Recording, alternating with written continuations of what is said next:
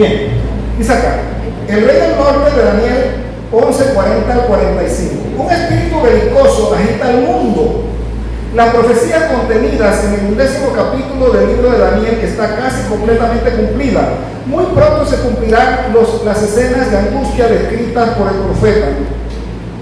Eso lo dice la hermana Guaya ahí, ¿verdad? En Testimonios, tomo 9, la página 13 y 14. Eso lo dice la sierva de Dios.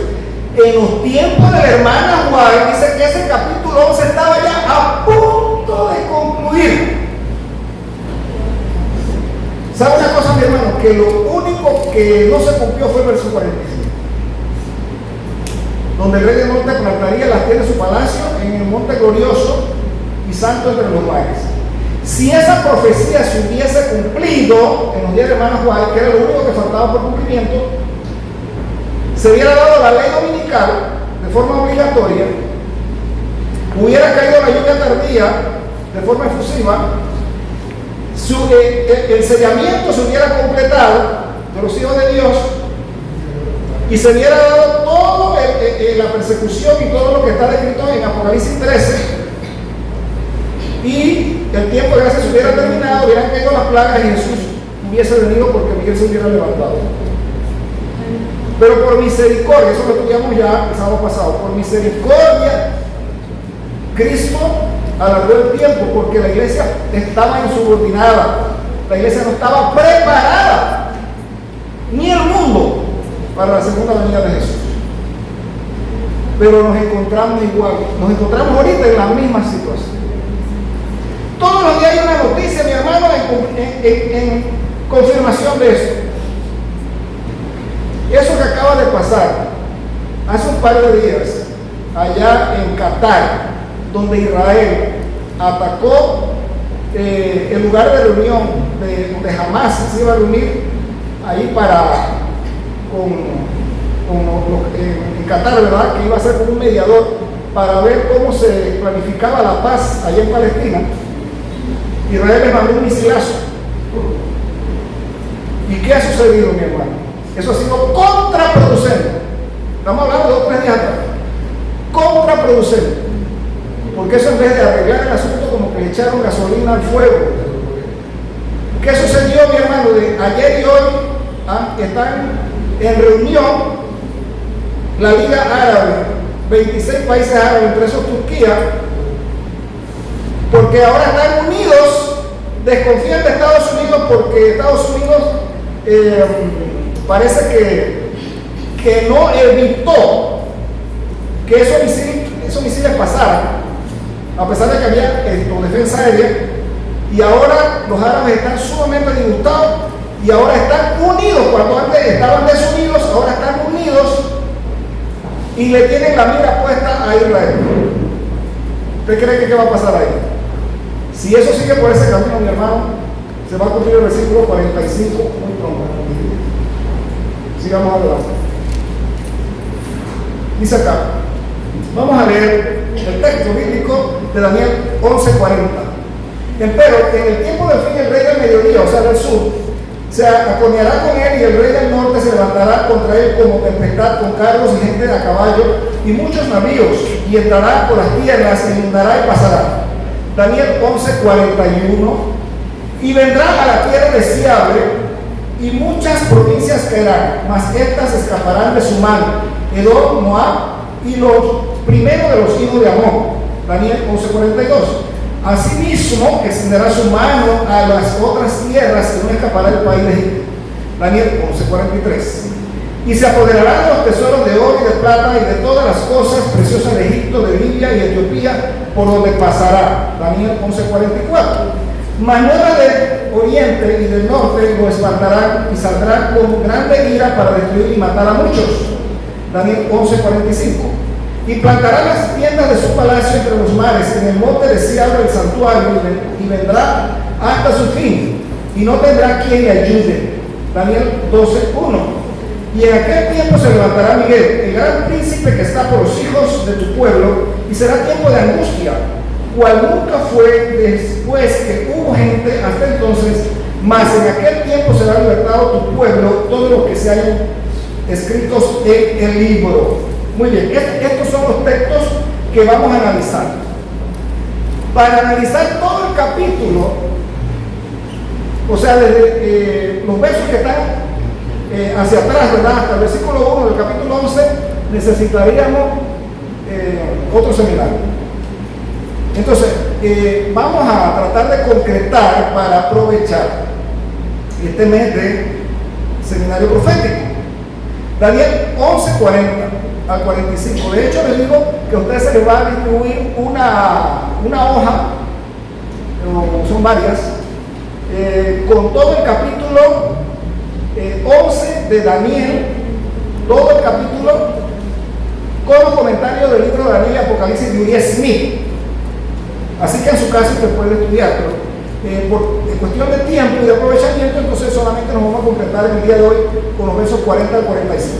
Y vamos a hacer más énfasis en los últimos dos versos, el 44 y el 45, porque estamos ahorita en el 44, viviendo, o sea, el tiempo actual corresponde al 44, lo mismo que en los días de la hermana White y de los primeros adventistas.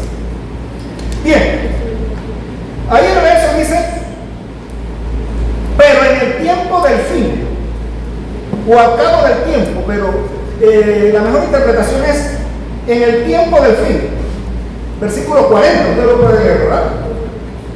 Usted lo puede ver ahí, dice: empero en el tiempo del fin. Note ustedes, empero en el tiempo del fin. Ahí dice, empero en el tiempo del fin.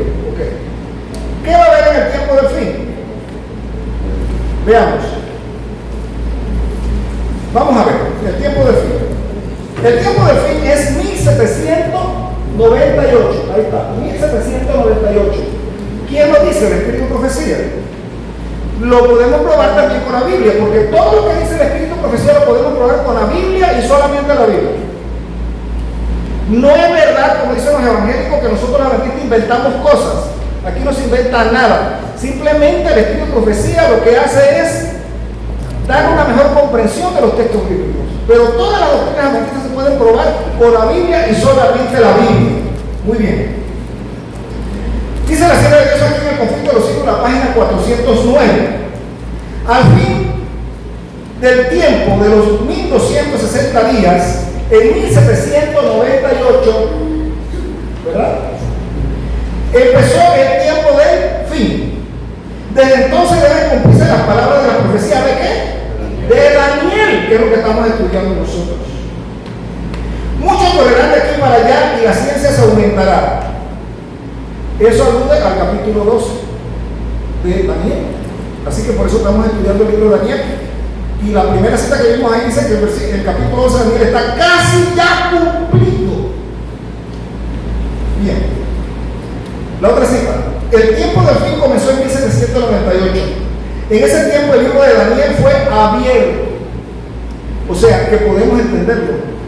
Aquel que diga que no podemos entender la profecía está totalmente equivocado. Manuscrito liberado, volumen 11, volumen 1, página 100, en inglés. Seguimos adelante. Veamos este diagrama. Conjunto armonioso de los tiempos proféticos. Aquí hay un diagrama de los tiempos proféticos. ¿Cuáles son? 2300 días, ¿verdad? De acuerdo a Daniel 8:14. 1290 días, esto está en el capítulo 12 de Daniel. 1260 días también en el capítulo 12 de Daniel. Y 1335 días también en el capítulo 12 de Daniel. Aunque estos periodos, 1290 y 1335 están en Daniel 12, los 1260 días no solamente están en Daniel, sino que están en otros capítulos, aparte del capítulo 12 de Daniel. También están en Apocalipsis bajo otras figuras proféticas como tiempo, y la mitad de un tiempo, y la mitad de un tiempo, como también 42 meses, que viene siendo lo mismo. Y bueno, como advertiste el séptimo día, estos conceptos deberíamos manejar. Por eso no nos vamos a decir a concretar ahí en esos puntos, porque ya pues, son cosas elementales. El ABC de la profecía bíblica que deberíamos saber. Bueno, Nos interesa a nosotros acá esta parte. 1260 días. La sierva de Dios dice que al final de los 1260 días comenzaría el tiempo del fin. Eso va desde el año 538 después de Cristo, cuando cae el último reino de los 10 reinos que se dividió Roma, que se le oponía al papado, ¿verdad? En el 538, otros 2, y contando de ahí, Roma empieza a dominar en su área, ¿verdad? En Europa, en las antiguas tierras del Imperio Romano, o dominio del Imperio Romano de los Césares, por un periodo de 1260 años, porque los días son años literales, y caemos en 1798, donde comienza el tiempo del fin. Bien, vamos a seguir hablando. ¿Cómo se determina quién es el rey del norte? Ahora, ya vimos cómo se determina el tiempo del fin. El tiempo del fin se determina de acuerdo a las profecías de tiempo, 1260 días, ¿verdad? En base a la profecía más larga de los 1300 tardes y mañanas, o días, o años literales, y la sierva de Dios nos dice que eso da, o el tiempo del fin comienza en 1798. Ya tenemos entonces el punto donde comienza el tiempo del fin. La pregunta es, ¿cómo se determina quién es el rey del norte? Porque es que hay un problema, hermanos, y ahí yo voy a ser claro con ustedes. Hay dos posiciones de quién es el rey del norte que están en riña. Uno es que el rey del norte es el papado. Otra de que el rey del norte es el imperio turco otomano o Turquía, que encabeza al mundo islámico. Bien, lamentablemente, mis hermanos, la nueva posición, que no es ni bíblica ni tampoco estuvo respaldada por los pioneros adventistas ni por Elena de White, es que el papado es el rey del norte. El papado no es el rey del norte. Eso es como confundir peras con manzanas. Los pioneros adventistas, Elena de White, y la misma interpretación bíblica per se del capítulo 11, mis hermanos, no hay para dónde coger. El rey del norte, en este caso, en los días de la hermana White, era en los días de la hermana White, siglo XIX, principio del siglo XX, era el imperio turco otomano o Turquía. Eso no ha cambiado hasta el día de hoy. Y hoy vemos que todo lo que se está cumpliendo en Medio Oriente lleva el mismo camino profético de los días de los primeros adventistas. Ellos no se equivocaron. Uriah Smith no se equivocó. El papado juega un papel muy importante, más que el de Turquía. Pero esa es harina de otro costal. El papado está en el capítulo 13 de Apocalipsis, en el capítulo 12 de Apocalipsis, está en el capítulo 18, en el capítulo 16, en el capítulo 17, en el capítulo 19, en el capítulo 14, cuando se habla del mensaje de los tres ángeles. Ahí nosotros podemos encontrar el papel del papado, que es muy notable al final del tiempo, es el más notable. También lo encontramos en Daniel, capítulo 7, capítulo 8, capítulo 9, y lo encontramos en el capítulo 11. Pero en el capítulo 11 lo encontramos de una manera muy reducida. O sea, lo encontramos durante el periodo de la Edad Media. Y al final, en el versículo 45, al final, cuando ya Miguel esté pronto a levantarse, ahí encontramos también al papado, pero encajando con el capítulo 13. Eso lo vamos a ver al final. Pero nunca el papado es el rey del norte. Y yo le voy a decir una cosa, mi hermano. Yo podría retar a cualquier adventista que me pruebe que el era de Juan o los primeros adventistas señalaron de que el papado es el rey del norte. Me atrevo a hacerlo. Es más bien todo lo contrario, y vamos a verlo ahorita. Eso no desmerita en ningún momento el papel del papado, porque hay algunos por ahí, algunos teólogos modernos que odian esta profecía y se han convertido en enemigos de esta profecía. Y a mí no me extraña que los jesuitas tengan manos ahí puestas, porque en 1954 ellos fueron los que cambiaron, los teólogos corporativos fueron los que cambiaron la profecía. Entonces, el asunto está en que hoy día, con todo lo que está pasando en el mundo, no tienen una explicación. Yo he escuchado en este día un predicador muy famoso, adventista de la corporación, tratando de dar una explicación de lo que está pasando en el Medio Oriente. Y perdónenme, hermano, pero no es porque yo mantenga esta posición pionera, sino que la persona que esté un poquito informada de lo que está pasando en el mundo se va a dar cuenta inmediatamente que lamentablemente este hermano no ha perdido. Entonces, esto trae confusión y descrédito. Y ya la hermana Juan lo había advertido, pero no nos vamos a meter ahí. Vamos a ver, ¿cómo se determina quién es el rey del norte entonces? Vamos a ver.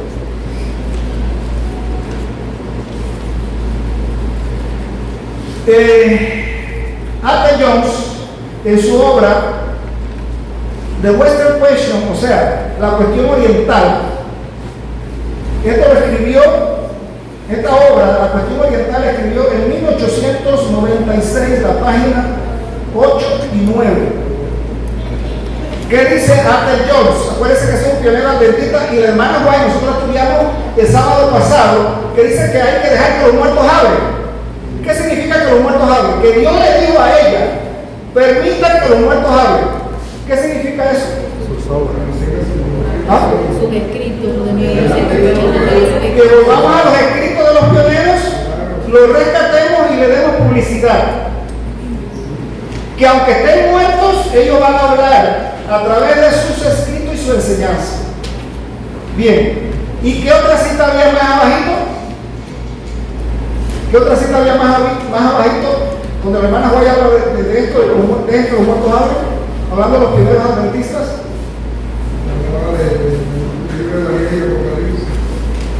Sí, pero ella dijo algo muy interesante. Dice, estos hombres fueron guiados por el Espíritu Santo. Esas son palabras fuertes, hermano. Palabras fuertes. Fueron guiados por el Espíritu Santo. Mire usted. Ahora vamos a ver a uno de esos hombres, A.T. Jones. Él nos va a decir, A.T. Jones nos va a decir cómo podemos determinar quién es el rey del norte, cuáles son los parámetros, cuáles son esos elementos que nos van a indicar cuál es el rey del norte, siguiendo la base bíblica histórica. Siguiendo la base bíblica histórica. Dice A.T. Jones aquí. A ver. Los territorios de la división norte y sur, o sea, este es el norte y este es el sur. ¿Cómo se determina el norte y el sur? A partir de Jerusalén, que está aquí. Jerusalén determina quién es el norte y quién es el sur. Al norte de Jerusalén, los territorios que están en el norte de Jerusalén, en el capítulo 11 de Daniel, esos territorios que iban siendo ocupados por diferentes reinos, se le llamó siempre el rey del norte a través de la historia. Cualquier reino que ocupase esta región norte iba tomando el calificativo del rey del norte. Cualquier reino a través de eso, podían pasar los siglos, pero todo lo que iba llegando allí y ocupaba este lugar y reinaba aquí era el rey del norte, con referencia a Jerusalén. Todo lo que estaba al sur de Jerusalén, o sea, aquí en Egipto, era el denominado rey del sur, de acuerdo al capítulo 11 de Daniel.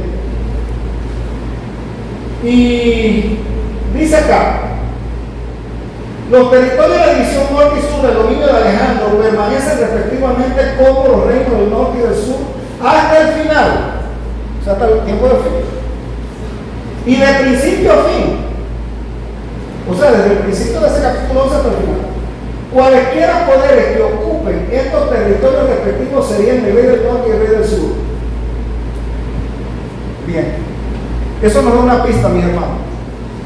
Y vamos a correr rápido porque no puedo entrar en muchos detalles porque se me va el tiempo. ¿Quién hoy ocupa esos territorios? Hoy, 13 de septiembre de 2025, ¿quiénes ocupan al norte de Jerusalén o de Israel? Estos territorios, aquí está Turquía, aquí estos países, por aquí está Bulgaria, Rumania, parte de Grecia, o Grecia, para acá, Irak, por acá por estos lados. O sea, esta región aquí, ¿quién la ocupa? En su mayor parte. Turquía. Eso lo vamos a ver más adelante. Hoy, 13 de septiembre de 2025, lo ocupa Turquía. Pero Turquía, a su vez, pertenece a otro poder. No. Por lo contrario, a la OTAN. Por eso lo vamos a ver más adelante. A la OTAN. O sea que Turquía y la OTAN se constituyen en el rey del norte en este tiempo. Bien. Y el rey del sur sigue siendo Egipto hasta el día de hoy. Sigamos acá.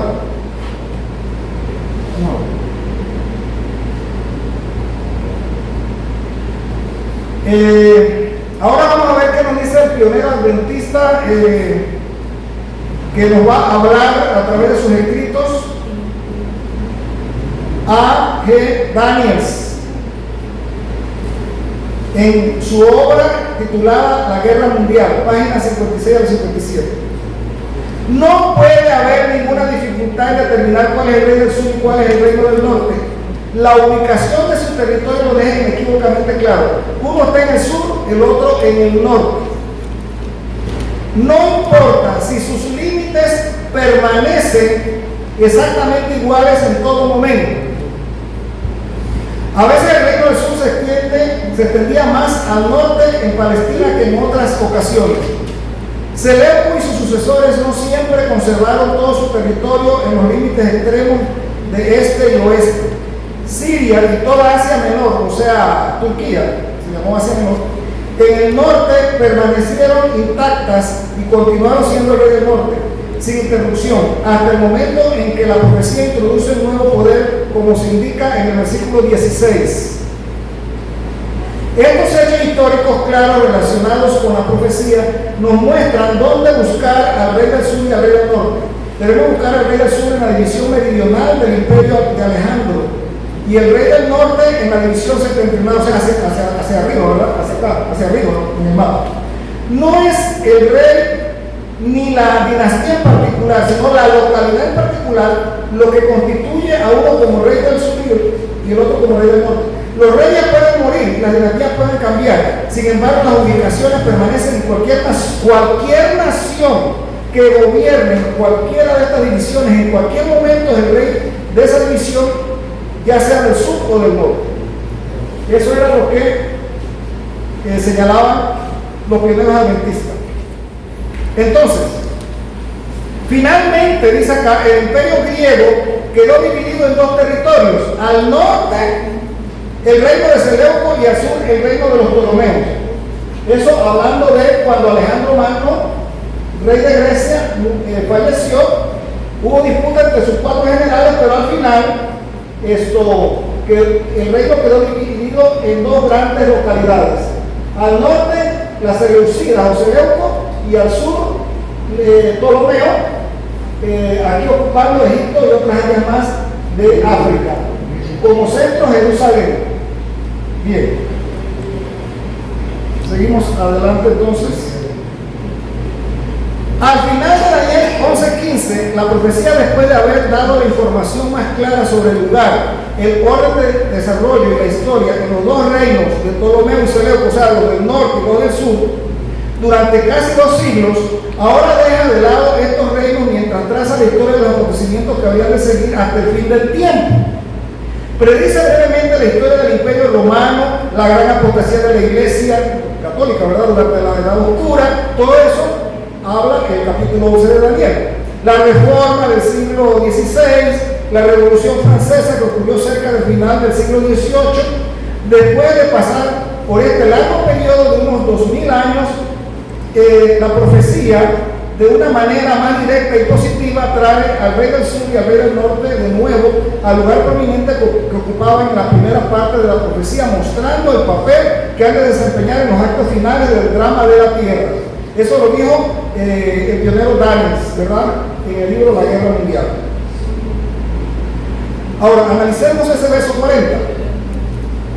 En el versículo 40, mis hermanos, que comienza en 1798, o sea, en el tiempo del fin, porque el versículo 40 dice, y en el tiempo del fin. ¿Qué dice que había en el tiempo del fin? Una contención entre el rey del norte o el rey del sur y un él y el rey del norte.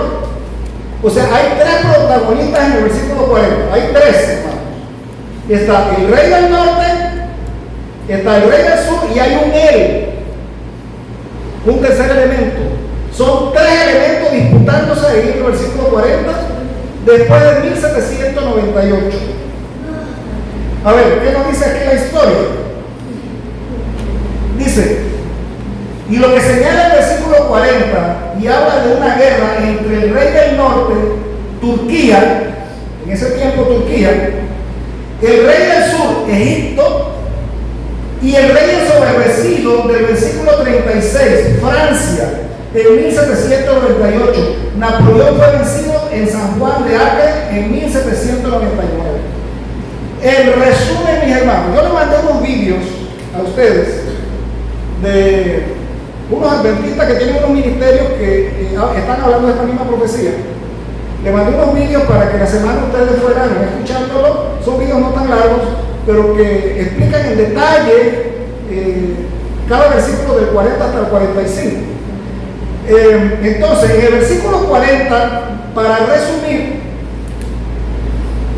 se habla de una batalla después de 1798, que es el tiempo del fin, entre el rey del norte, representado por Turquía, el rey del sur, representado por Egipto, y un él, o sea, el rey ensoberbecido del versículo 43 del capítulo 11 de Daniel.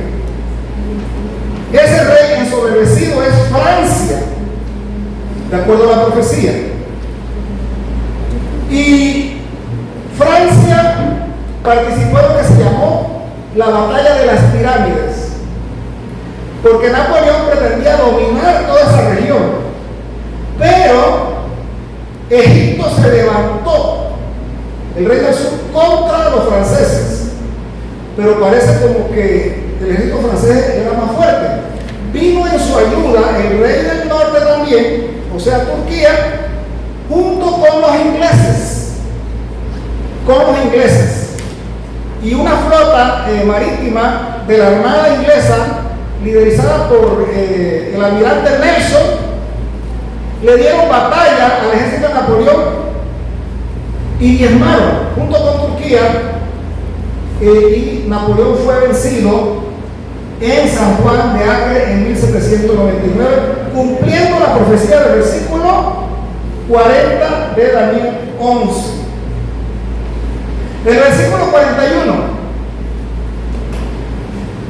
habla de que el rey del norte vendría a la tierra deseable. La tierra deseable es Jerusalén.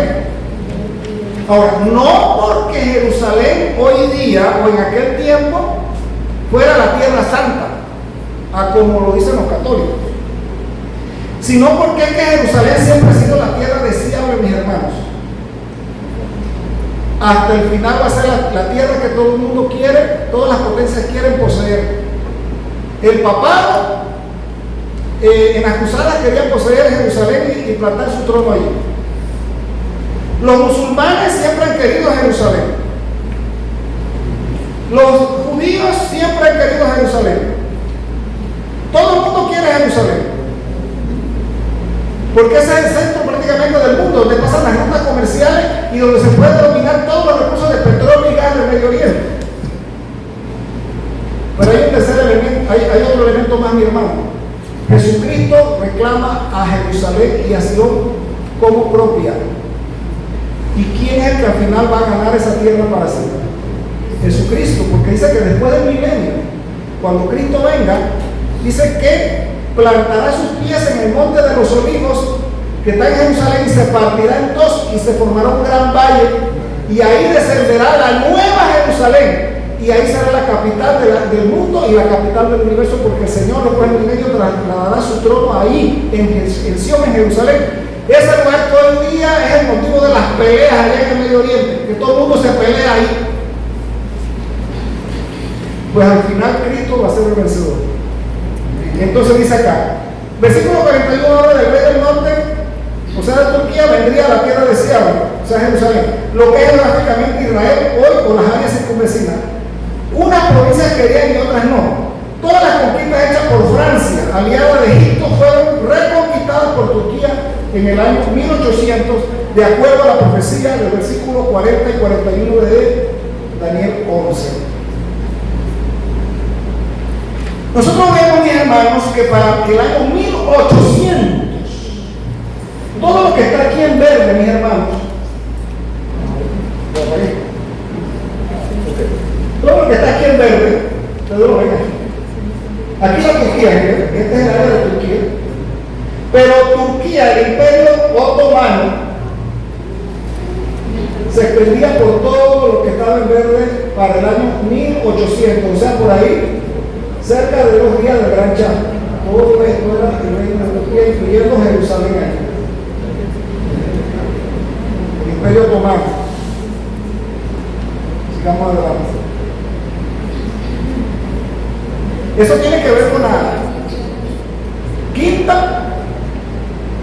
con la sexta trompeta. Lo vamos a ver la próxima semana.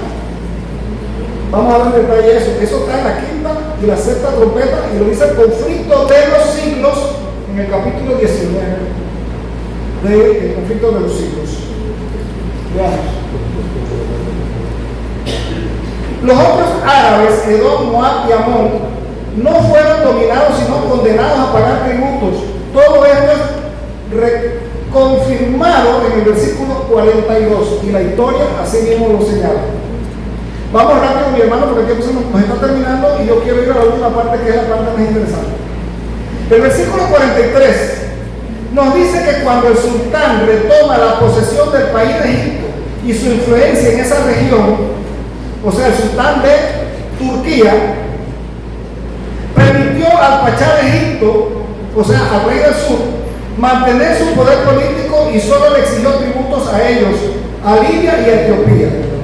Esta carga de tributos generó mucha fricción y hubo mucho conflicto entre Mehemet Ali, pachá de Egipto, rey del sur, y el sultán, rey del norte. El sultán se llamaba Mahmud II, del imperio turco otomano. Ahí están las fotos, bueno, no las fotos, las pinturas del sultán del imperio turco otomano, rey del norte, y del rey del sur, Mehemet Ali, pachá de Egipto. Bien, sigamos adelante. ¿Qué decía la profecía? La profecía decía que Egipto finalmente iba a ocasionar le iba a ocasionar una situación muy embarazosa a Turquía, rey del norte. Elena de White, en el conflicto de los siglos, habla de eso.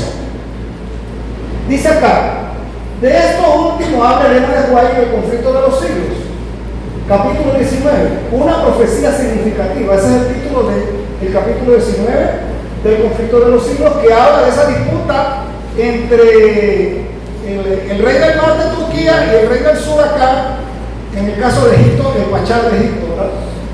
Que vimos las pinturas ahí. las imágenes, ¿verdad?, que se presentaron de estos dos líderes, tanto de Turquía como de Egipto. Entonces el hermano Joy habla de eso en el conflicto de los siglos, en el capítulo 19, una profecía significativa. En este conflicto, el rey del norte de Turquía, o el Éufrates, según lo señala el capítulo 9 de Apocalipsis, perdió independencia y su existencia quedó dependiente de las potencias europeas. Así llegamos al año 1840, cumplidos los versículos 40 al 43. O sea que el versículo 43, cuando finaliza el versículo 43, estamos ya en el año 1840, y de eso habla el conflicto de los siglos en este capítulo 19. Bien, estamos poco a poco acercándonos a los capítulos que es de nuestro interés, que es el 44 y el 45. Porque es lo que estamos viviendo hoy y lo que vamos a vivir próximamente.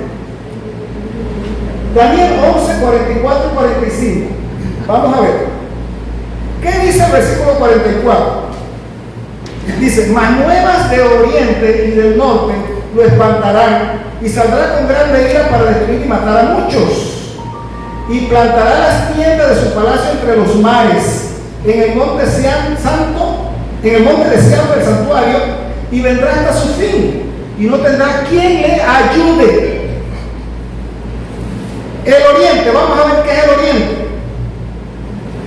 El oriente corresponde originalmente a Persia y más allá, pero al presente está dominado por Irán y más allá se encuentra China.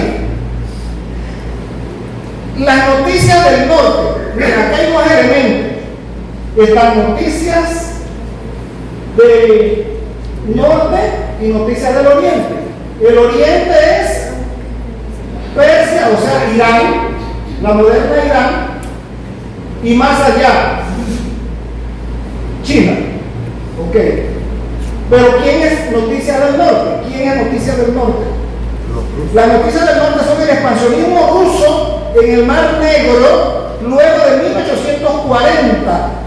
Su expansión es hacia Europa, pero más hacia Turquía, para poder controlar el Mar Negro y su salida por los Dardanelos y el Bósforo. O sea, aquí nos está hablando la profecía del versículo 44, que las noticias, o nueve, porque ahí dice más nuevas, pero también se puede traducir más noticias de oriente y del norte. Significa que tanto el norte, los rusos, como los iraníes y más allá China, espantarían al rey del norte. ¿Quién es el rey del norte? Turquía. No confundan noticias del norte con el rey del norte, son dos cosas diferentes. El rey del norte en este caso es Turquía, porque está ocupando la parte geográfica al norte de Jerusalén. Pero noticias o nuevas del norte es Rusia, como dice acá, expandiéndose para tratar de dominar esta área del Mar Negro. Aquí está Rusia, ¿verdad? Aquí está Rusia, y Rusia tuvo en los días de la hermana White, después de 1840, disputas con el rey del norte. Por eso las noticias lo espantaron, porque es una guerra entre Rusia y el rey del norte por el dominio de esta área geográfica, incluyendo Crimea, parte de Ucrania, Rumania, Bulgaria, y la salida de del estrecho de los Bósforos y el Dardanelo hacia el mar Mediterráneo. La lucha por el control de esta área. Pregunto yo, esa guerra que hay hoy en día, desde el 2014 para acá, cuando Rusia en el 2014 invadió Crimea, ¿ustedes se acuerdan? Y luego que invadió Crimea, se desató una guerra, una situación difícil en esa región allí, hasta que los rusos se vieron en la necesidad en el año 2022 de invadir no solamente Crimea, como hicieron en el 2014, sino de invadir Ucrania hasta el día de hoy, y que es un conflicto que ni el mismo Trump ha podido solucionar, porque él dijo que cuando llegara a la presidencia de su solucionaba ese problema entre Rusia y Ucrania en 24 horas. Y mire por dónde vamos. Luego hizo unas reuniones en Alaska. Ustedes se enteraron hace unas semanas atrás en Alaska, donde dice que iban a solucionar este problema entre Rusia y Ucrania. ¿Y qué sucedió? ¿Qué sucedió? ¿Hubo solución? No. ¿Y qué está pasando hoy en día?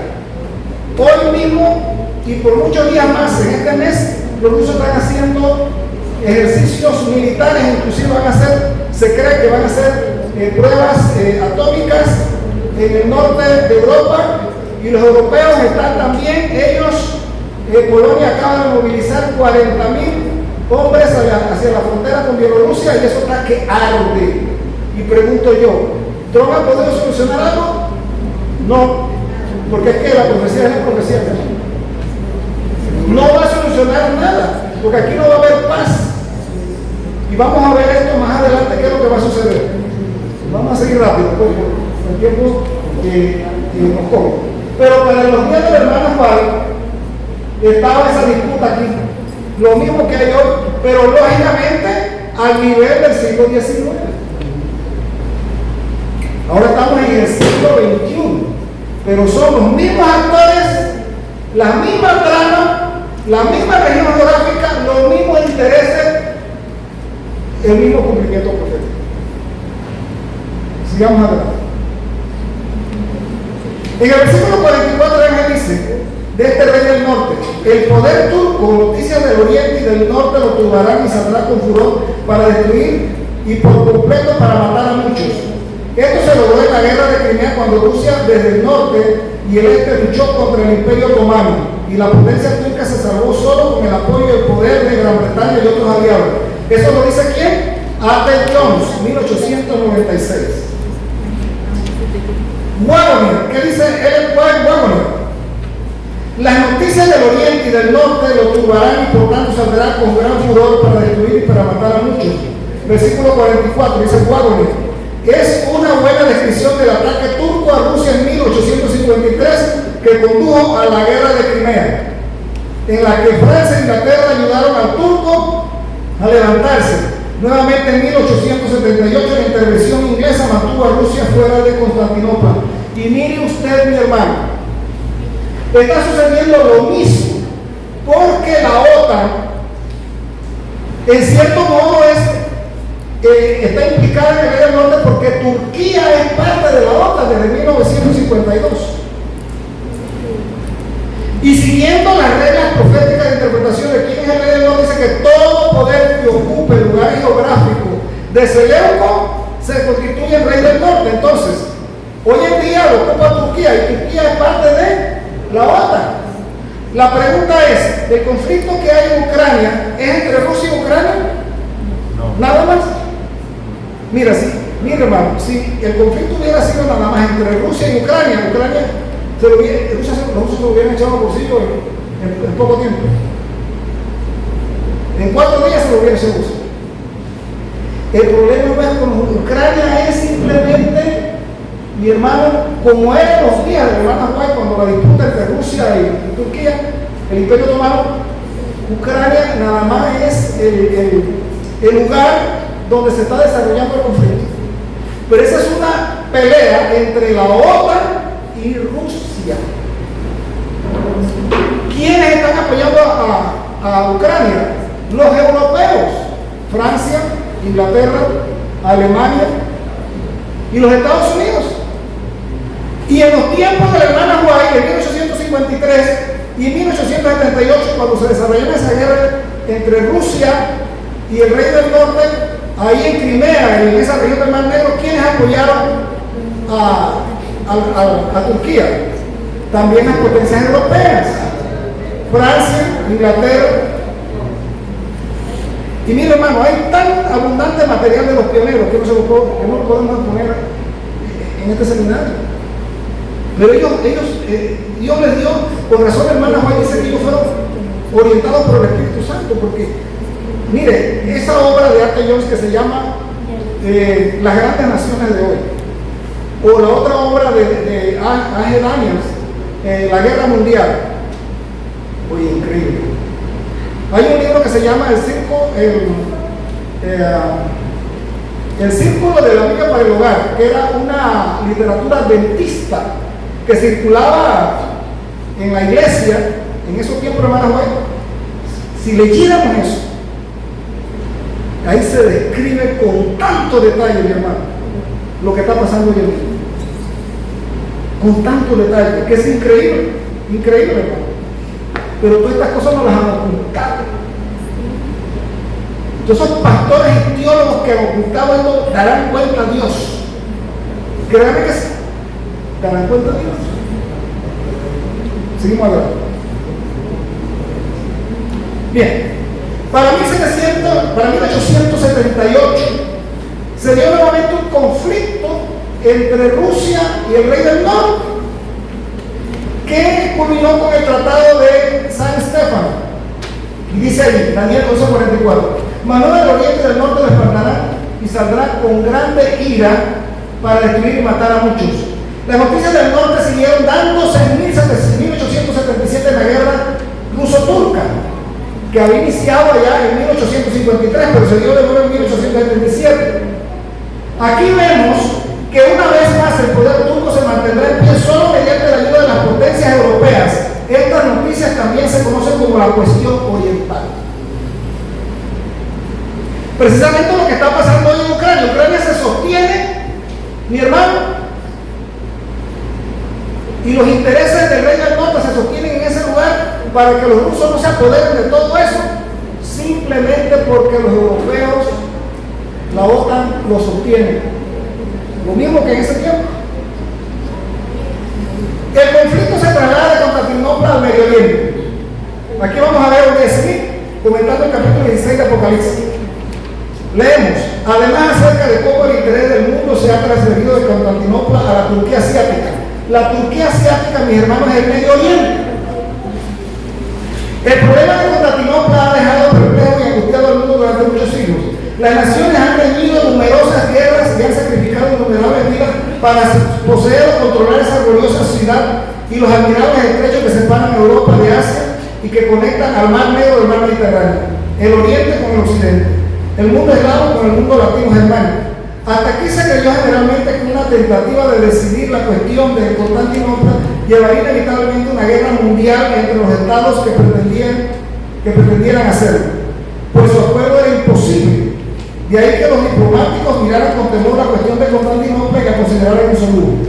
Sin embargo, y en esto quiero hacer notorio lo que dice aquí, aunque podemos regocijarnos de que el siempre amenazante problema de Constantinopla ha sido por fin eliminado en esos tiempos, parece posible que otro problema mucho mayor y peligroso se suscite casi inmediatamente en su lugar. La cuestión de la Turquía asiática está pasando a primer plano. ¿Qué es esa cuestión de la Turquía asiática? Los problemas que tenemos hasta el día de hoy en el Medio Oriente. Todas las ambiciones de las potencias de controlar las rutas comerciales y apropiarse del petróleo y el gas que se produce allá. Y aquí lo está diciendo Uriah Smith en ese tiempo. ¿Qué le parece? Seguimos adelante. Aquí nosotros vemos, mis hermanos, un mapa comparativo. El Oriente Próximo, o sea, el Medio Oriente, que es lo mismo, para 1914, ahí están las banderas de todas las potencias: Inglaterra o Gran Bretaña, Turquía acá arriba, Alemania, España, vemos acá Francia, sí, entonces vemos acá, a ver, mira las posesiones inglesas por aquí. Usted puede ver que las naciones europeas para 1914 se disputaban toda esta región. El imperio turco era todo lo que estaba verde aquí. Para 1914 se peleó la Primera Guerra Mundial. Para nuestros días los conflictos siguen. Aquí está Turquía como rey del norte, que pertenece a la OTAN. Aquí está Jerusalén, Egipto acá al final. Vemos a Irán aquí. Por aquí está Qatar. Aquí está Qatar. ¿Qué pasó con Qatar? la semana pasada, ya lo dije, los bombardearon ¿quiénes? Los israelitas. Y ahorita hay un tremendo lío. Ayer y hoy han estado reuniéndose la Liga Árabe, son grupos árabes, 26 países, y ya determinaron que van a tomar medidas contra Israel si Israel no para esa pelea allá en la franja de Gaza y le da esa independencia a los palestinos. Y hoy la ONU votó en mayoría con un 90% de que Israel tiene que obedecer al mandato de la ONU de establecer el Estado palestino. ¿Y qué dijo Israel? Que la guerra no va a terminar, porque Israel está envalentonado, porque ellos dicen que son el pueblo de Dios y no pueden ser derrotados, dicen ellos. Pero ¿sabe qué es lo que sucede? Que ellos tienen que llegar hasta el versículo 45. Cuando el mundo islámico, liderizado por Turquía, plante, que ahorita están unidos, porque ese bombardeo que hicieron en Qatar los unió a todos, porque antes no estaban muy unidos, ahora se unieron contra Israel. ¿Qué cree que va a pasar? Cuando Dios lo determine, mi hermano, los árabes van a ir contra Israel. Y la profecía dice que plantarán, tiene su palacio en Jerusalén, pero ahí van a llegar a su fin. Allí van a llegar a su fin, dice la profecía. ¿Y saben por qué van a llegar a su fin? A su fin.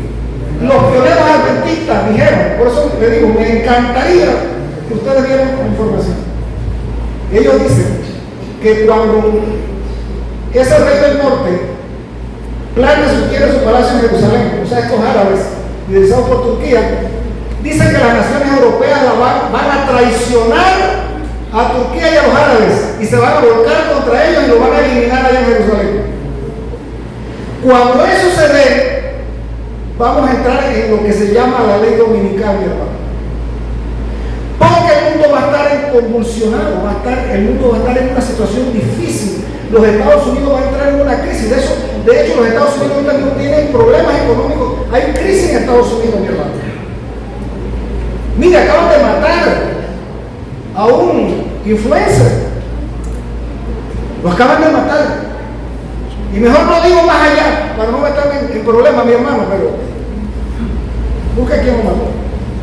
Hermano, los Estados Unidos ahorita es un lugar inseguro.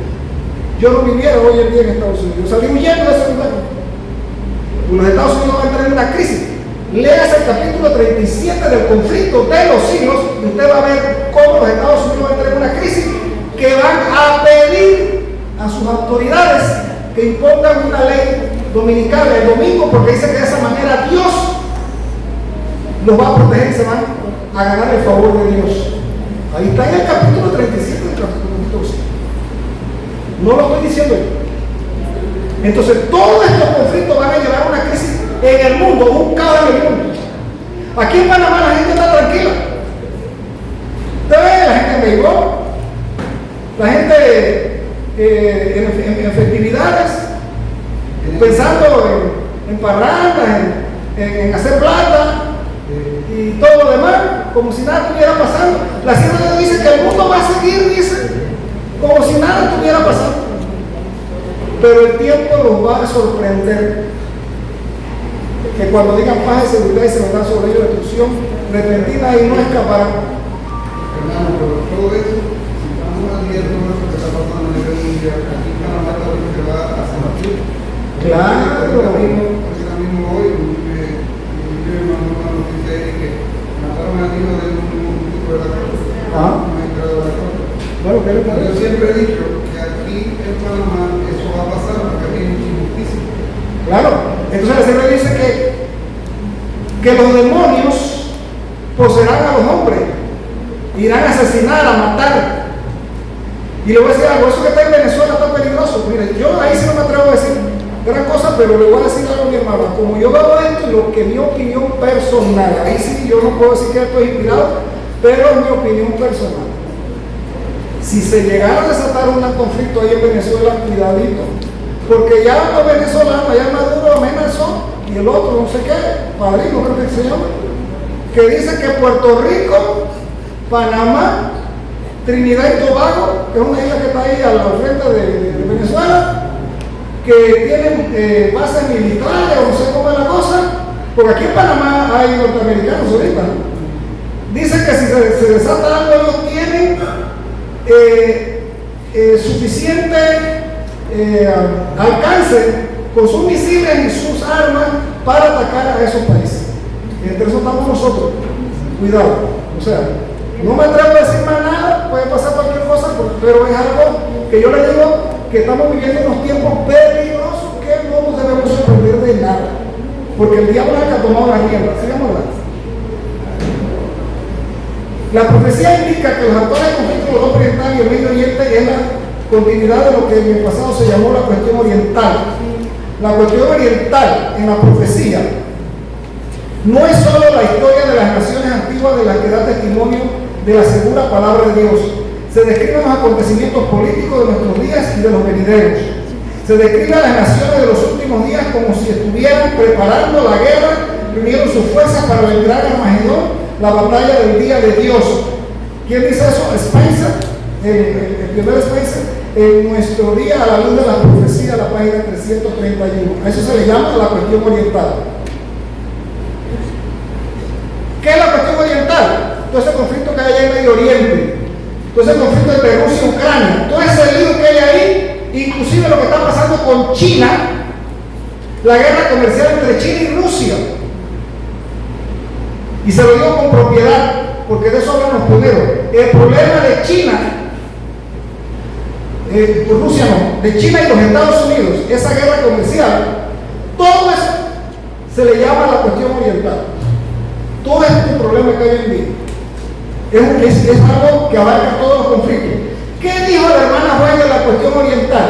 Una más lo dijeron los primeros adventistas y la historia. No, la hermana White también habló de la cuestión oriental. Ella dice: el domingo por la mañana el cielo todavía estaba nublado, pero antes de que llegara la hora para que las personas se reunieran, salió el sol. Los barcos y los trenes vertieron en el campamento su carga viviente de millares. El hermano Uriah Smith habló por la mañana sobre la cuestión oriental, dice la hermana White. Esa es la campaña evangelística. El tema era de especial interés y la audiencia prestó una viva atención. Así que la hermana White, ella aprobó ese tipo de... Lo que yo le estoy dando hoy, de la cuestión oriental y todos esos conflictos, lo hablaban los primeros adventistas y lo habló Uriah Smith en ese tiempo, y la hermana White escribió aquí, que dice que eso fue algo de gran interés y que la gente estaba interesada en la verdad, porque hay otros textos que hablan de lo mismo, pero amplían más. Ella dice que la gente prestó mucha atención acerca de la verdad de que se estaba hablando. Otra cita de la hermana White en cuanto a la cuestión oriental: sentimos que debemos agradecer y alabar a Dios porque esta gran cantidad de personas pudo tener la oportunidad de escuchar la verdad por sí mismo. Eso fue otra reunión evangelística. Tuvieron la oportunidad de escuchar ¿qué cosa? La mentira, la verdad por sí mismos. El doctor Carroll, o sea, ya no es Uriah Smith, ¿verdad? Dice acá, el doctor Carroll está hablando ahora a las 5 de la tarde sobre la cuestión de la salud, pero ahora ya no es Uriah Smith, ahora es el pastor Daniels.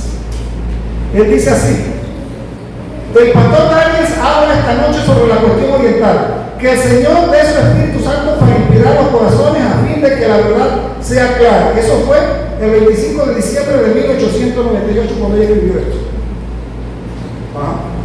Entonces la hermana White estaba de acuerdo con este tipo de temas que estamos dando hoy. Seguimos adelante, ya estamos terminando. Vamos a ver, aquí simplemente, mis hermanos, unos mapas de lo que es la OTAN, los Estados Unidos, Canadá. Acá tenemos a Groenlandia, que pertenece a Holanda, a Dinamarca. Tenemos acá a Suecia, Noruega, Finlandia, España, Francia, Gran Bretaña, Turquía, aquí es Turquía, Grecia, Bulgaria, Rumania, los países de la OTAN. Por eso Turquía, que es el rey del norte, pero a su vez la OTAN también juega un papel importante, y nosotros vemos que Rusia hoy tiene problemas con la OTAN a través de Ucrania. O sea, que lo que es el versículo 44, noticias del Oriente y del Norte, que es Rusia defendiendo su expansionismo y su área de influencia contra los de la OTAN. Es lo mismo. El mismo conflicto que había en el siglo XIX, que dice el hermano Juárez. Vamos a ver, ahí está, más de cerca. En la parte europea, la OTAN, Turquía es el segundo país más potente de la OTAN después de Estados Unidos. Y aquí vemos todos los países que lo conforman. Aquí está Ucrania, Crimea y los rusos peleándose aquí con esta gente que está acá. Es lo mismo. Seguimos adelante. Ahí terminamos. Bien, mis hermanos, el tiempo se nos ha ido. Vamos a hacer un examen final. Es cortito, el examen es cortito. Así que vamos a distribuirlo. Si alguno, por favor, si me lo trae allá atrás, si alguno tiene alguna pregunta, algún comentario, puede hacerlo. Puede hacerlo, puede opinar. A ver. Yo creo que no opinar ahí de todo lo que he leído y lo que he explicado es que Rusia siempre ha querido tomar Constantinopla y llegar también hasta Jerusalén. Solo que han sido aguantados por los países europeos. Por eso que cuando Turquía llegue a plantar ahí en Israel, llegue a sentarse allí a gobernar, ellos lo van a traicionar. Así que esa es otra cosa, que ya se ha mantenido porque ellos también se han metido. Cuando Rusia se ha metido con Turquía, lo han metido los países europeos. Cuando nosotros anteriormente con Turquía, Rusia lo ha defendido. Entonces, por eso se ha mantenido esa situación. Sí, hermano, ¿trae el paquete entero? Mire, hermanos, esto.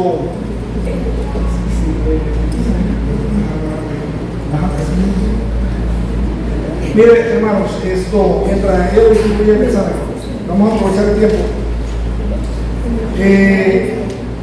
¿Qué juega el papado en todo esto? ¿Qué juega el papado? ¿Ustedes no notan que el papá está calladito? ¿Ah? León 14 está callado. Usted sabe que también León 13 estaba callado en los días de la hermana Juan cuando todo se estaba cumpliendo. León 13, qué casualidad. Y ahora que se está cumpliendo esto, tenemos otro León. León 14. Con las mismas políticas, los mismos objetivos y el mismo silencio. ¿Por qué el papado está callado? El papado conoce todo esto, ¿no? Ellos están dejando que esto se desarrolle. Y saben una cosa, mi hermano, los europeos no quieren la paz, eso es mentira. Eso de que Europa quiere la paz, de que estamos buscando, eso es mentira. Detrás está la élite de los Illuminatis, esa élite de las sociedades secretas. Detrás está la élite. Esa élite, mi hermano, necesita una guerra mundial. ¿Por qué usted cree que fracasan todas las conversaciones de paz? Todas fracasan, qué raro. Porque la élite, el propósito no es encontrar la paz. El propósito de la élite, mi hermano, es llevar el mundo a un caos. Y el papado está agazapado como un tigre, esperando su momento. Y la sierva de Dios lo dice en el conflicto de los siglos, que el papado dice, ahorita es impotente en los países, dice, porque todavía no se nos ha dado el poder. Pero dice que está esperando que se le dé el poder. ¿Cómo se le va a dar el poder al papado? ¿Quiénes se lo van a dar? Se lo va a dar el protestantismo apóstata. ¿Cuándo qué? Cuando estalle el conflicto. Mire, la élite mundial no le importa una guerra atómica. El mundo no se va a acabar con una guerra atómica. Este mundo se acaba cuando Cristo venga. Pero la sierva de Dios nos habla lo suficiente para nosotros entender también los primeros adventistas, y la palabra de Dios nos dice claramente de que antes que el papado tome el poder y se imponga una ley dominical obligatoria, el mundo va a estar en caos. Yo le pregunto a usted una cosa.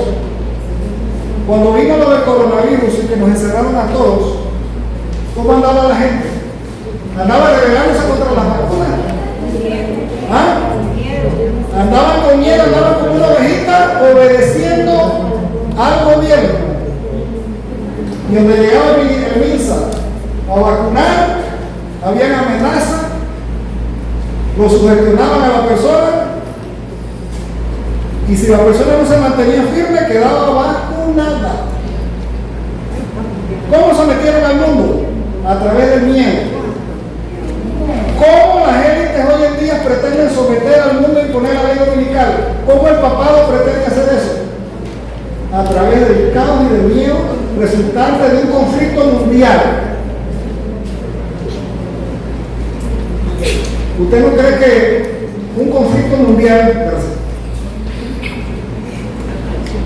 qué tal que haya una guerra mundial, hermano?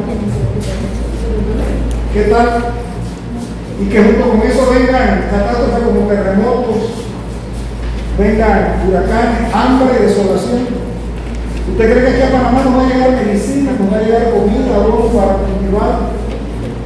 No, hermano. Aquí en Panamá, nosotros vamos a estar sumidos en un caos. Y cuando eso se dé, y los Estados Unidos, allá en el norte, los protestantes de Estados Unidos sean los primeros en solicitar una ley dominical y le den la mano al papado, ¿qué van a hacer los demás países? De acuerdo a Apocalipsis 17, dice que seguirán su ejemplo. La hermana Juan dice que todos los países estarán como un corderito. ¿Qué países?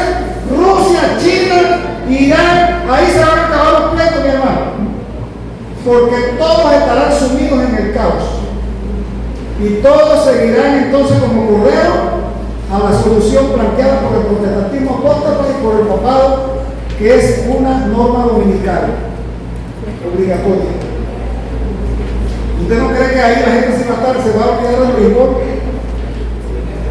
de la fiesta, de los carnavales, y de todos los proyectos mundanos, y van a decir como cuando los días de la vacuna, sí, yo acepto la ley dominical, porque si eso es para la paz, mira cómo estamos sin comida, mira, hay hambre, hay desastre. Sí, que venga la ley dominical. ¿Y qué va a pasar con el grupito que diga que no? ¿Qué es el sábado? ¿Qué va a pasar con nosotros, mi hermano? ¿Vamos a sufrir persecución? ¿Sí o no? Dice Daniel 12:1. En aquel tiempo se levantará Miguel. ¿Quién es Miguel? Cristo. ¿Qué significa levantarse? Que saldrá del santuario, dejará sus ropas sacerdotales de intercesión y se pondrá su ropa de guerrero y de venganza. Y dice, en aquel tiempo se levantará Miguel y será tiempo de angustia, o será tiempo de paz. ¿Usted cree que la ley dominical va a estar así suavecita? Que después de que estamos en la ley dominical en Estados Unidos, todo el mundo obedece. La gente no está pensando hoy en día en ley dominical, hermano. La gente no quiere ir ni a la misa católica. Pasa por las iglesias católicas y pasa por un estadio a ver a la gente, o por un baile, por un carnaval. La gente no está pensando en eso. Pero cuando venga el temblor, cuando venga la situación, a mí me contaron que el otro día que hizo un temblor bien grande, dice, había un poco de gente, no sé en qué lugar, se arrodillaba en la calle pidiendo misericordia. Entonces, mis hermanos, las élites van a llevar al mundo al caos y el papado lo sabe. Porque el papado es el que lideriza todo esto, hermano. Es el que provoca todas estas guerras. Porque detrás del papado está Satanás, está el dragón. ¿Y sabe qué, mi hermano? Cuando esto se dé, entonces el mundo va a aceptar, así como aceptó las vacunas, va a aceptar la norma dominical, la ley dominical. Mi hermano, que Dios nos guarde, que Dios nos ayude. Y esperamos que el próximo sábado, que vamos a tratar la quinta y la sexta trompeta, podamos aprovechar ese tema muy interesante y vamos a ver cómo esas son las bases, entender eso, las bases para poder entender entonces todo lo que está pasando hoy en día, aunque ya por lo hemos entendido en cierta medida, pero vamos a tener más bases para poder comprender todo lo que está sucediendo en el mundo. Que Dios nos guarde y Dios nos bendiga. Amén. Amén.